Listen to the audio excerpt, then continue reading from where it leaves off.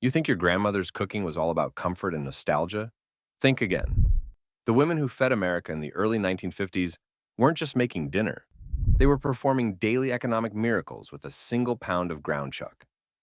While everyone remembers the poodle skirts and sock hops, the real story of post-war America was happening in kitchens across the country, where resourceful housewives turned the cheapest cut of beef into 20 wildly creative meals that kept families fed through rationing aftermath, economic uncertainty, and the birth of modern suburbia. These aren't the ground beef recipes. Forget your tacos and spaghetti. We're talking about dishes that have completely vanished from American tables. Recipes your great-grandmother made without ever cracking open a cookbook, using nothing but muscle memory, instinct, and the kind of cooking wisdom that gets lost when convenience takes over. So buckle up, because we're about to dig into 20 authentic ground beef recipes from the early 1950s that'll shock you, surprise you, and maybe even make you want to fire up your own cast iron skillet. 1. Dutch Oven Meatloaf with Saltine Crackers. Let's start with the queen of all ground beef dishes, meatloaf. But this wasn't your modern Pinterest-perfect version, with panko breadcrumbs and careful measurements. This was 1950s resourcefulness at its finest. Picture a housewife in 1952, standing at her kitchen counter, crushing an entire sleeve of saltine crackers with her bare hands. Beef was expensive, families were large, and that single pound of ground chuck needed to feed 6 people without anyone leaving the table hungry. She'd dump the beef into a bowl, crack in 2 eggs without counting, add those pulverized crackers, pour in half a cup of milk, chop an onion by eye, and season with black pepper until it felt right. Then came the magic, mixing it all with bare hands until the texture hit that perfect point between too wet and too crumbly. Something you could only learn through years of repetition. The mixture got packed into a greased Dutch oven, topped with thick bacon strips that would baste the top into a mahogany glaze, then baked at 350 for about 75 minutes. When the top caramelized and the edges pulled away from the pan, dinner was ready. The crackers weren't just filler. They absorbed the beef fat and created a tender, almost fluffy texture that modern breadcrumb versions can't replicate. This was economy and abundance, simultaneously, stretching expensive meat with cheap crackers while still putting a substantial slab on every plate. 2. Hamburger gravy over mashed potatoes. Here's a dish that fed more American families than history books will ever acknowledge. When beef prices jumped and paychecks didn't, this Depression-era holdover became the secret weapon of working-class mothers from Ohio to Oregon. 1 pound of ground beef, 6 people to feed. Impossible? Not if you knew how to make hamburger gravy. She'd brown that meat in her cast-iron skillet, letting it render out its fat. Then came the roux, made right there in the beef drippings, stirring in flour until it turned golden and nutty. Milk went in next, transforming into a thick, peppery gravy studded with bits of meat. Salt, black pepper, maybe some onion powder if she had it.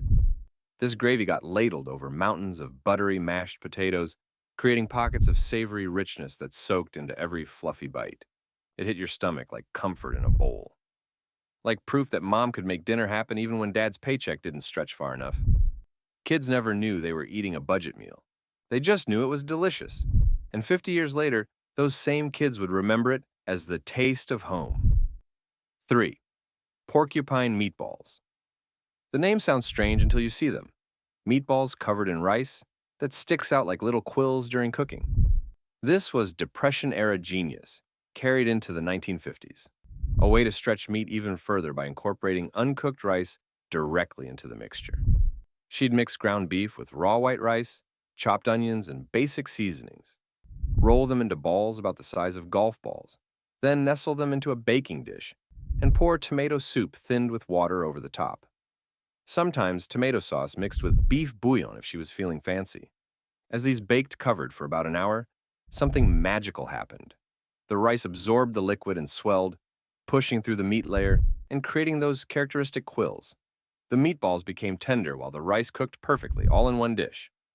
This wasn't just economical, it was efficient. One pan, minimal cleanup, and a complete meal that provided protein and starch together. The kind of cooking that made sense when you were managing a household, raising kids, and trying to make every penny count. 4. Cabbage roll. Casserole. Traditional stuffed cabbage rolls required time and patience. Two things 1950s housewives technically had. But why spend 3 hours rolling individual cabbage leaves when you could get the same flavors in 45 minutes? Enter the casserole revolution. She'd chop a head of cabbage into bite-sized pieces and boil it until just tender. Brown 2 pounds of ground beef with onions and garlic, season with paprika, caraway seeds, salt, and pepper. Then came the assembly. Half the cabbage in a deep dish, the seasoned beef spread over top, a layer of cooked white rice, then the remaining cabbage. Tomato sauce doctored with brown sugar and lemon juice poured over everything. Covered tightly and baked until bubbling and fragrant, this delivered all the sweet, sour, tender cabbage flavor of traditional galabki without requiring an entire afternoon of kitchen labor. This was immigrant cooking adapted for American speed and efficiency. Eastern European grandmothers might have clutched their pearls, but their daughters and granddaughters were busy juggling households and didn't have time for tedious rolling. 5. Johnny Marzetti Casserole. Named after the brother of an Italian restaurant owner in Columbus, Ohio, Johnny Marzetti became a Midwestern legend and school cafeteria staple throughout the early 50s. This baked pasta casserole combined ground beef, egg noodles, tomato sauce, and enough cheese to bind it all together into one glorious, bubbling pan. Teresa Marzetti created the original dish in the 1920s, but it reached peak popularity in the post-war years, when families needed maximum calories from minimum ingredients. Brown 2 pounds of ground beef with onions and green bell peppers until fragrant. Season heavily with garlic powder and Italian herbs. Combine with cooked egg noodles and multiple cans of tomato sauce. Pour half into a lasagna pan. Layer with mozzarella and cheddar cheese. Add the remaining noodle mixture and top with even more cheese. Bake until golden and crispy around the edges. Every Ohio grandmother had her own version, jealously guarded and requested at every family reunion. This was American comfort food wearing Italian-inspired clothing, proving that immigrant cuisines could be adapted and adopted by mainstream America. 6. Beef and potato casserole. Before there were loaded potato skins, there was this: layers of sliced potatoes, seasoned ground beef, and cream sauce baked into a hearty one-dish meal that could feed a hungry family for under $3 in 1953. Slice 5 or 6 russet potatoes. Paper thin using your sharpest knife. Brown 1.5 pounds of ground beef with onions, seasoning with salt, pepper, and a packet of onion soup mix if you had it. Layer the potatoes and beef in a greased casserole dish. Pour over a mixture of cream of mushroom soup thinned with milk, and dot the top with butter. Cover tightly with foil and bake for an hour. Then uncover for the final 15 minutes to brown the top. The potatoes steamed until tender while absorbing all that beefy, creamy sauce. This was stick-to-your-ribs farmhouse cooking, the kind of meal that fueled actual physical labor. Farm wives who'd spent all day doing real work needed serious fuel, and this casserole delivered without requiring fancy techniques or expensive ingredients. 7. Mock Hamburger Steak. The mock trend of the 1950s reached peak aspiration with mock hamburger steak. Ground beef dressed up to feel luxurious during economically uncertain times.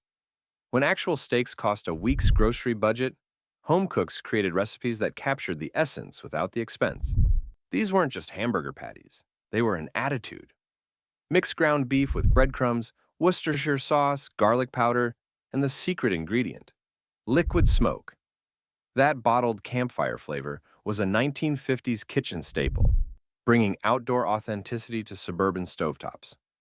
Form the beef into thick patties, sear them in a hot skillet until crusty and brown, then finish with a sauce made from condensed mushroom soup thinned with beef broth.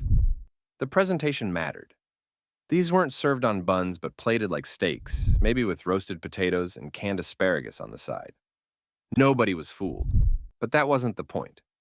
These patties represented dignity when budgets couldn't afford luxury. They appeared at anniversary dinners, birthday celebrations, any occasion that deserved something beyond everyday cooking. 8. Stuffed bell peppers. Hollowed-out bell peppers became edible bowls for seasoned ground beef and rice, creating individual portions that looked impressive despite being incredibly economical. Cut the tops off bell peppers and remove the seeds and membranes. Mix ground beef with cooked white rice, chopped onions, tomato sauce, and seasonings. Stuff this mixture into the pepper shells. Stand them upright in a baking dish and pour tomato sauce around them. Cover and bake until the peppers were tender and the filling cooked through. What made this dish special was the presentation. Each person got their own pepper, making it feel personalized and special, even though it was just ground beef and rice. The pepper itself became tender and sweet during baking, adding its own flavor to the savory filling. This was Sunday dinner food when you wanted to impress but couldn't afford roast beef. The kind of meal that said you cared enough to make individual servings, even if each serving cost about 30 cents. 9. Beef and rice. Skillet. Before Hamburger Helper existed, there was beef and rice skillet, a one-pan wonder that represented practical home cooking at its finest during the economically squeezed early 50s. Brown a pound of ground beef in a deep skillet, breaking it into small crumbles.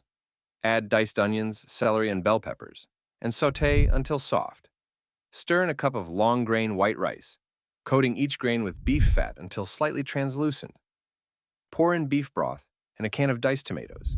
Season with salt, pepper, and Worcestershire sauce. Cover tightly and simmer for 20 minutes without lifting the lid. The rice absorbed all those savory juices while cooking to tender perfection. Fluff with a fork and serve straight from the skillet, saving yourself from dirtying serving dishes. This was weeknight efficiency at its best. Minimal cleanup, maximum flavor, and enough leftovers for tomorrow's lunch. The kind of meal that proved you didn't need fancy recipes or expensive ingredients to feed your family well. 10. Hamburger pie with biscuit. Topping. Someone looked at shepherd's pie and thought, what if we made this more American? Thus was born hamburger pie with biscuit topping, also called cowboy casserole in some regions. Brown ground beef with onions in your largest cast iron skillet. Season with salt, pepper, and maybe some chili powder for a slight kick. Stir in a can of corn and a can of condensed tomato soup. The mixture should be thick, savory, and slightly saucy. Here's where it gets interesting. Instead of mashed potatoes on top, she'd use biscuit dough, dropping spoonfuls across the surface. Then, the whole skillet went into a 425-degree oven for 20 minutes until the biscuits turned golden brown and flaky. Each serving delivered multiple textures: the crispy biscuit top, the savory beef and corn mixture at the bottom, and that slightly sweet tomato sauce holding it all together. This was ranch-style comfort food, adapted for suburban convenience. 11. Cheeseburger pie. The Impossible Pie craze swept through 1950s kitchens, and cheeseburger pie was one of its most beloved creations. Betty Crocker promoted these recipes as foolproof, even for the most kitchen-challenged home cook, because the batter magically formed its own crust during baking. Brown a pound of ground beef with diced onions, seasoned with salt and pepper, and spread in a greased pie plate. Sprinkle shredded cheddar cheese over top. In a blender, combine milk, eggs, and biscuit baking mix. Then pour this liquid batter directly over the beef and cheese. As it baked at 400 degrees for 30 minutes, chemistry happened. The biscuit formed a golden crust on the bottom, while the top browned beautifully. Cut into wedges and serve with ketchup, mustard, pickles, and lettuce as side condiments. This represented space-age, convenience cooking philosophy. Impossible dishes made possible through modern baking mixes and American ingenuity. 12. Swedish meatballs in cream gravy.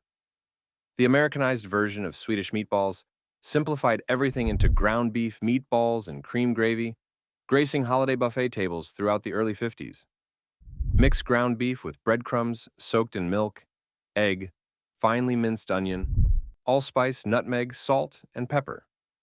Roll into small meatballs about an inch in diameter and brown them in butter. Remove the meatballs and make gravy in the same pan. Flour, beef broth, and heavy cream. whisked together until thick and velvety. Return the meatballs to the gravy and simmer. Traditionally served over egg noodles or with lingonberry jam on the side, though most Americans substituted cranberry sauce.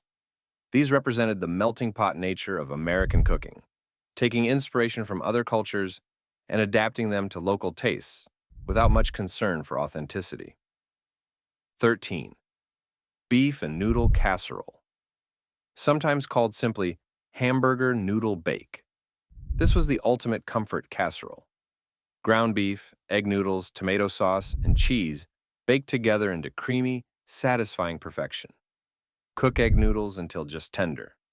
Brown ground beef with onions and garlic. Mix the noodles and beef together with tomato sauce, sour cream, cottage cheese, and seasonings. Pour into a buttered casserole dish, top with shredded cheddar, and bake until golden and bubbly. This was potluck staple, church supper favorite, and weeknight savior. Every woman had her own variation, some adding green peppers, some using cream of mushroom soup instead of tomato sauce. The beauty was its flexibility and the way it could feed a crowd cheaply. 14. Tamale pie. Despite the religious-sounding name, tamale pie had everything to do with layered casserole architecture. Ground beef and corn on the bottom, cornbread batter on top. Baked until golden. Brown ground beef with onions. Add chili powder, cumin, and a can of corn. Pour this mixture into a casserole dish. Mix up cornmeal batter with eggs, milk, and butter. Then pour it over the beef mixture. As it baked, the cornbread rose and set, creating a golden crust that protected the savory filling below. Breaking through that cornbread layer into the spiced beef was deeply satisfying. This was Southwestern flavors filtered through Midwestern convenience culture, appearing at dinner tables across America as families discovered regional cuisines beyond their own. 15. Beef and macaroni goulash.